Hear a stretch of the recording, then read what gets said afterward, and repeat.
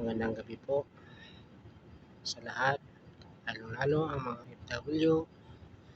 Ingat po kayo palagi diyan sa inyong work dito sa Pilipinas. Magandang gabi po. Ingat din po kayo palagi. Sana gabayan kayo ni Lord at nasa mabuti kayong kalagayan.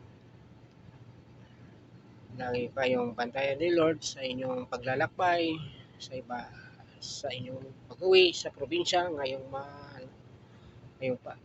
New Year.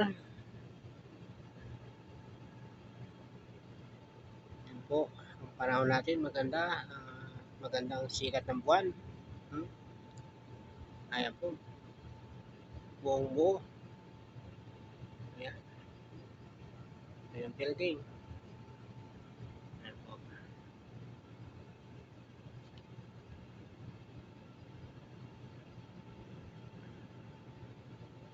Ayan po, at kayo'y siguro ngayon po tayo medyo magtipid-tipid. Mahal ng bilihin.